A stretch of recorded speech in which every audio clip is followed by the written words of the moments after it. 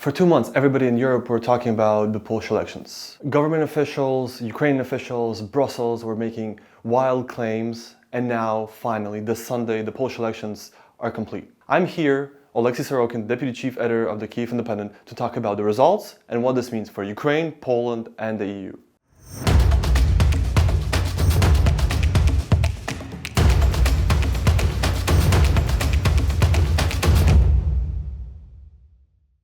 So on October 15th, Poland held parliamentary elections for both houses. The lower house, the Sejm, which is the most important house in Polish parliament, and the upper one, the Senate, were up for grabs. According to the exit polls, the Polish governing right-wing Conservative Party, the Law and Justice, received around 37% of the vote, winning the race, but losing the actual elections.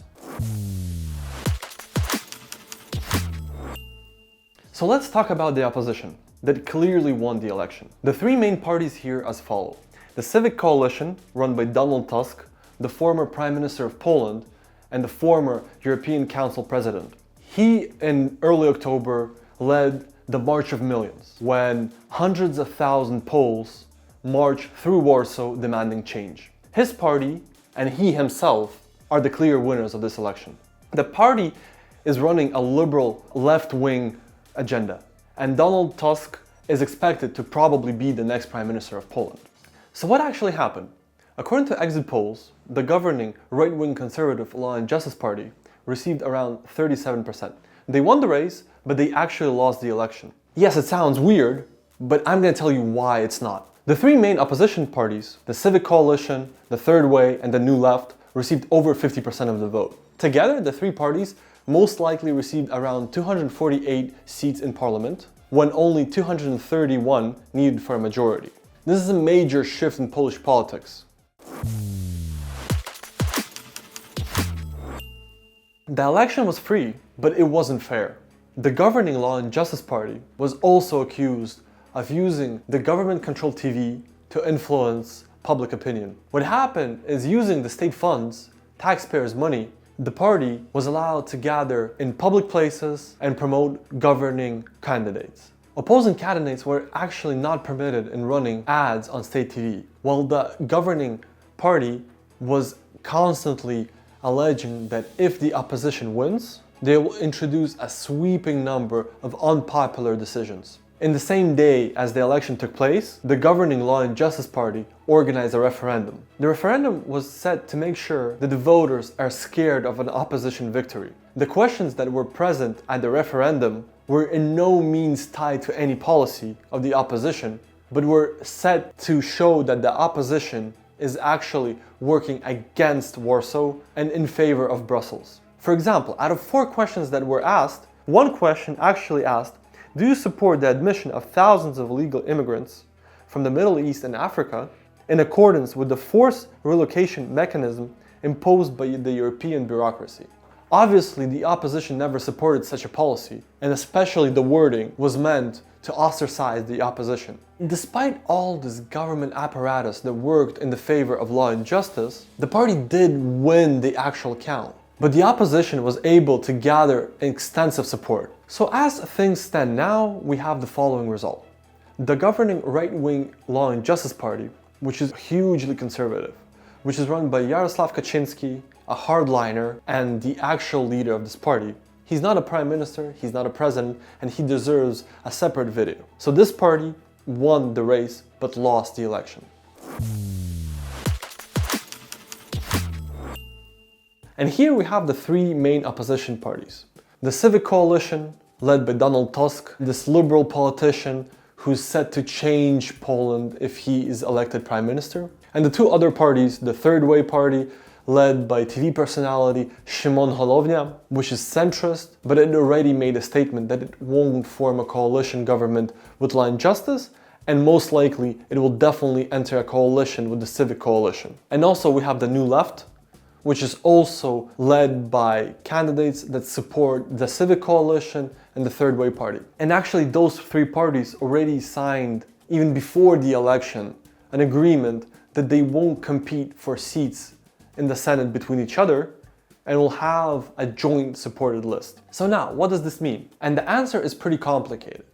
At one side, you have a clear victory of the opposition, the liberal opposition, that wants to bring Warsaw closer to Brussels, that doesn't want to have a conflict with Brussels, that supports aid to Ukraine, similar to the previous government, and that also is invested in to undo most conservative reforms conducted by the conservative law and justice government over the past 8 years.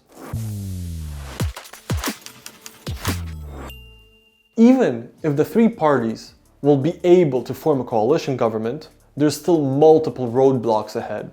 Firstly, there's the presidential veto. The current president of Poland, Andrzej Duda, represents the Law and Justice Party. According to Polish law, the president is allowed to veto any law that the parliament passes. To overcome the presidential veto, the parliament's liberal opposition doesn't have the votes. So technically, despite all the wants of the opposition, the president could shut all of them down. Secondly, the president in Poland is not like the English king. He actually has some power and authority. What will probably happen is the president, who by law nominates the prime minister, will give this right to the party that actually won the count, the Law and Justice, the biggest party in parliament. Then, Law and Justice will have a month to form a government. Then the opposition will have 2 weeks to form a government, and most likely it will be obstructed by the Law and Justice Party and the president himself. Then, as we already said, the opposition will have a huge problem.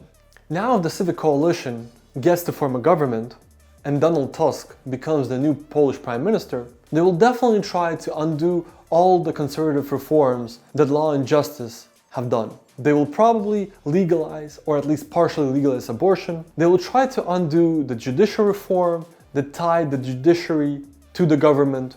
They will most likely give a free rein to television. But this will be hard to do. They will be shut down by the presidential veto, they will have a fierce opposition, and it's going to be extremely complicated for them to change any policy in Poland. What does this mean for the EU and for Ukraine? In Brussels, most likely everyone is opening champagne. Brussels banked on the opposition. For the past 8 years, it had a really complicated relationship with the Polish government. It even froze COVID funds allocated to Poland to persuade Poland not to meddle with the judiciary. Now, with the opposition really close of forming a government, the relationship with Brussels will improve. There won't be another headache for Brussels with Poland, and they can focus on having a headache with Hungary. Most likely, Brussels will unblock all the funds currently frozen and allocated for Poland. And Poland will have a better relationship with not only Brussels, but Berlin, Paris, and all other European capitals. So what does this change for Ukraine? Actually, Ukraine never had a horse in the race. We see that all parties, except the far-right Confederation Party, support Ukraine. So supporting Ukraine will definitely have a consensus in parliament. Both the governing Law and Justice Party, together with the president Andrzej Duda, and the opposition, led by Donald Tusk, were firmly supporting Ukraine. Since February 24th of 2022, Polish gave enormous support to Ukraine. Over 7 million Ukrainian refugees crossed into Poland. Poland gave multiple financial and military aid packages to Ukraine.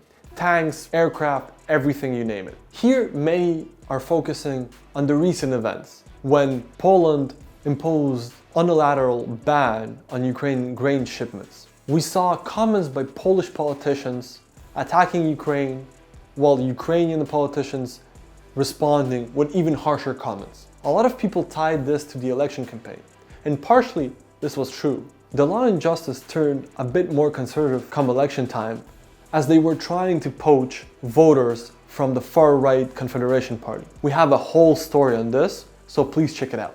But if we're judging the past 20 months and not only the last month, then Poland was always in Ukraine's corner. Poland was one of the biggest allies Ukraine ever had. And so with the opposition now in power, this will most likely not change. The grain issue kind of died out. We see that even the governing Conservative Party is now looking to find a solution to the grain problem.